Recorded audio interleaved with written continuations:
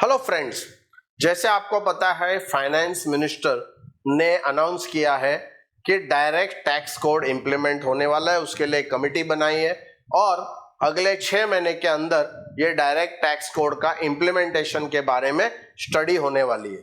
आपको सिर्फ याद दिला दे, बहुत सारे लोग इसके ऊपर आजकल वीडियोस बना रहे हैं, बट डायरेक्ट टैक्स कोड 12 साल पहले ऑलरेडी पार्लियामेंट में इंट्रोड्यूस हुआ था, कमिटी बनी थी और काफी सारा उसका डिस्कशन हुआ था, बट वो पार्लियामेंट में डायरेक्ट टैक्स कोड पास नहीं हो पाया। और इस वजह से अभी जब गवर्नमेंट ये कह रही है, साथ ही साथ गवर्नमेंट के पास पूरी मेजॉरिटी भी नहीं है और इस वजह से ये होने की संभावना तो है, बट वो होने के बाद ही हमको पता चलेगा। और इसलिए मुझे लगता है कि जो अभी का जो टैक्स का पूरा जो इनकम टैक्स का पूरा जो प्रोविजन है, इनकम टैक्स का पूरा जो ढांचा है, इनकम टैक्स का पूरा जो डिडक्शंस है, जो एग्जेम्पशंस है, ये हमको समझना बहुत ही जरूरी है। क्योंकि डायरेक्ट टैक्स को डायरेक्ट आप समझने जाएंगे तो शायद थोड़ा सा उसमें आपको दिक्कत होगा, बट जो टैक्स, जो बेसिक टैक्स है, जो अभी इंडिपेंडेंस से लेके अभी तक जो रहा है, उन चीजों के बारे में आपको जानना बहुत जरूरी है। बिकॉज वो जानेंगे तो डायरेक्ट टैक्स कोड में क्या बदलाव हो रहा है, किसकी जगह बदलाव हो रहा है, वो सब आपको जानकारी होगी। क्या होगा कि आने वाले दिनों में जब डायरेक्ट टैक्स कोड इंप्लीमेंट होगा, तभी ऑटोमेटिकली आपको ये पता चलेगा कि कौन से सेक्शन में क्या बदली हुआ है। बट अगर आपको वो पूरा सेक्शन का ढांचा, पूरा इनकम टैक्स का फ्लो अगर नहीं आपको पता रहेगा, तो आप डायरेक्ट टैक्स कोड शायद नहीं समझेंगे। इस वजह से हमने आपको ये पूरा इनकम टैक्स का जो फ्लो है, स्टार्ट टू एंड, एकदम बेसिक लेमैन लैंग्वेज में आपको जैसे समझे उस प्रकार से आपको ये एक्सप्लेन करने के लिए हम ये वीडियोस बना रहे हैं। आपके माइंड में अगर ये संकोच रहेगा या क्वेश्चन रहेगा कि अभी डायरेक्ट टैक्स कोड आने वाला है तो ये सब समझ के क्या मतलब है, तो ऐसा नहीं है, ये समझना जरूरी है। क्योंकि ये समझेंगे तभी जाके आपको tax code, direct tax code समझने में इजी होगा।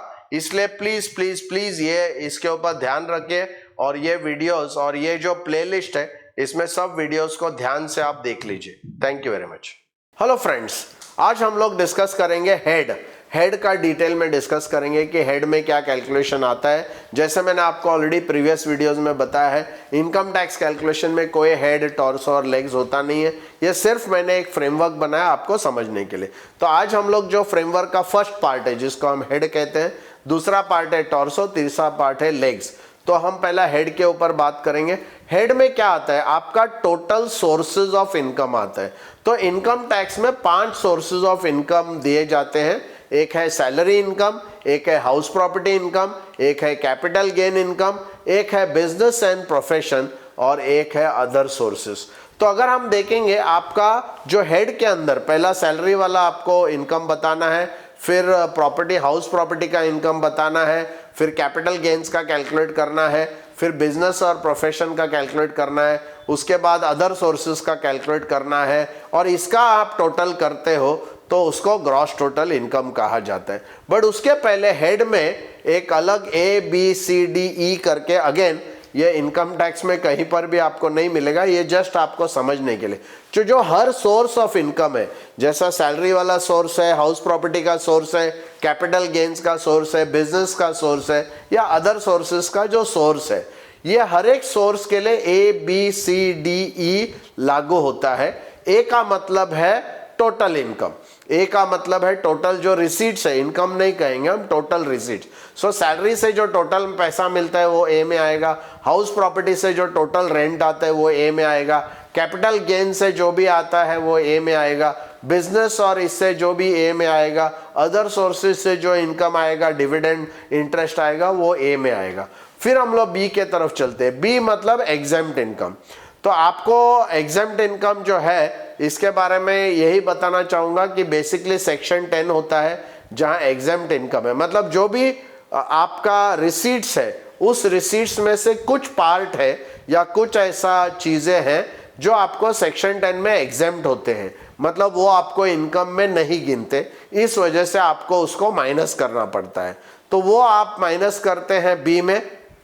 उसके बाद सी आता है, सी मतलब टोटल इनकम, जो A minus B, total receipts minus जो एग्जेम्प्ट इनकम है वो आता है सी मतलब टोटल इनकम। सी के बाद आता है डी। अब डी मतलब डिडक्शन। अब सैलरी में आपको अलग डिडक्शन रहेगा, हाउस प्रॉपर्टी में आपको अलग डिडक्शन रहेगा, कैपिटल गेन में आपको अलग डिडक्शन रहेगा, बिजनेस में आपको अलग डिडक्शन रहेगा, अदर सोर्सेस में आपको अलग डिडक्शन रहेगा। जैसे सैलरी में सेक्शन 16 जो है वो डिडक्शन का सेक्शन है, जिसमें स्टैंडर्ड डिडक्शन और प्रोफेशन टैक्स जो है वो डिडक्टेबल होता है, वो है सैलरी वाला डिडक्शन। ये डिडक्शन दूसरे हेड ऑफ इनकम में नहीं मिलता है। जैसा हाउस प्रॉपर्टी है, हाउस प्रॉपर्टी में सेक्शन 24 आता है डिडक्शंस में। हाउस प्रॉपर्टी में क्या क्या डिडक्शन मिलेंगे, तो खाली हाउस प्रॉपर्टी में से माइनस आप कर सकते हैं। कैपिटल गेन में कुछ आपको डिडक्शन मिलते हैं, उसी प्रकार से बिजनेस इनकम में आपका डिडक्शन मिलता है, उसी प्रकार से अदर सोर्सेज में भी आपको डिडक्शन मिलता है। तो ये डिडक्शन जब आप माइनस करते हैं, मतलब सी टोटल इनकम में से डी माइनस करते हैं, तो आपको मिलता है नेट इनकम।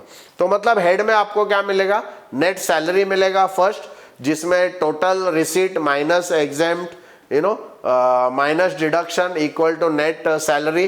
फिर आपका नेट हाउस प्रॉपर्टी आएगा, फिर आपका नेट कैपिटल गेन आएगा, फिर आपका नेट बिजनेस इनकम आएगा, फिर आपका net income from other sources आएगा।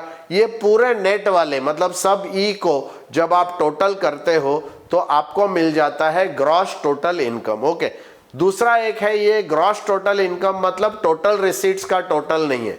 ग्रॉस टोटल इनकम मतलब आपका हर एक हेड का नेट इनकम को जब आप टोटल करते हो तो आपको ग्रॉस टोटल इनकम मिलता है। थैंक यू वेरी मच दोस्तों। ये जो वीडियोस आपको अगर पसंद आ रहे हो, आपको अच्छा लग रहा है, आपको काफ़ी सारा इंफॉर्मेशन और नॉलेज मिल रहा है बहुत विस्तार में, तो प्लीज़ मेरे चैनल को सब्सक्राइब कीजिए।